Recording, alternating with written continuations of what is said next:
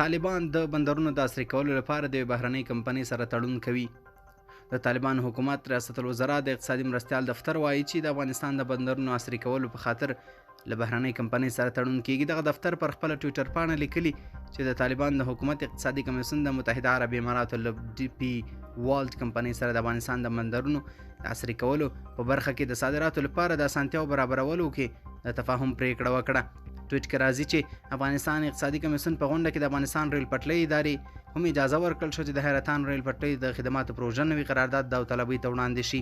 د طالبانو حکومت اقتصادي کمیسیون ویلي دي د حیرتان ریل پټلۍ بشپړ مسؤلیت به د طالبانو حکومت سره وي، خو د خدماتو وړاندې کولو لپاره به له بل شرکت سره قرارداد کیږي.